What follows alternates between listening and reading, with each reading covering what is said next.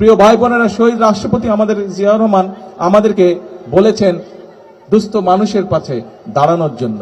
শহীদ রাষ্ট্রপতি জিয়াউর রহমান আমাদেরকে দেখিয়েছেন কিভাবে কাজ করার মাধ্যমে আমরা দেশকে গঠন করব।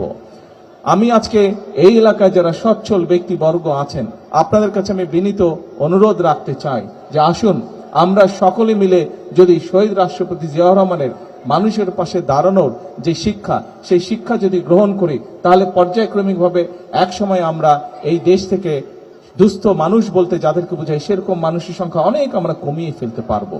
আমরা রাজনৈতিক দল হিসেবে আমাদের অবস্থান থেকে আমরা চেষ্টা করব, সরকার বিভিন্ন পরিকল্পনা কর্মসূচি গ্রহণের মাধ্যমে চেষ্টা করবে সচ্ছল মানুষের সংখ্যা বৃদ্ধি করার জন্য, কর্মসংস্থান তৈরি করার পাশাপাশি শিক্ষা সুবিধা তৈরি করার পাশাপাশি বিভিন্ন কর্মসূচির মাধ্যমে এই সমস্যাটি সমাধানের চেষ্টা করবে।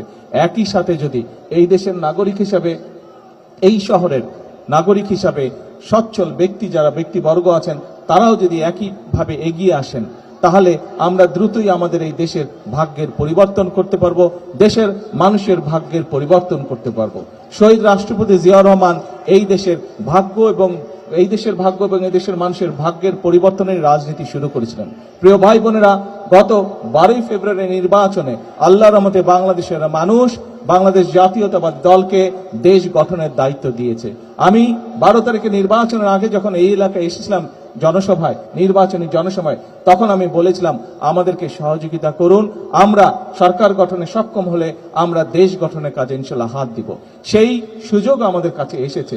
আজকে আবারও কারণ আমি সেদিনও বক্তব্যে বলেছিলাম বাংলাদেশ জাতীয়তাবাদী দল বিএনপির সকল ক্ষমতার উৎস হচ্ছে জনগণ।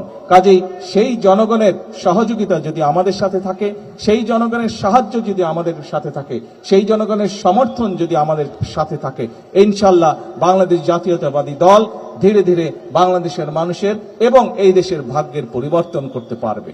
প্রিয় ভাই বোনেরা, আসুন শহীদ রাষ্ট্রপতি জিয়াউর রহমানের এই 45তম শাহাদাত বার্ষিকী উপলক্ষে আজ এটাই হোক আমাদের শপথ, এটাই হোক আমাদের প্রতিজ্ঞা যে আমরা সকলে নিজ নিজ যোগ্যতা অনুযায়ী দেশ গঠনের কাজে হাত দিব।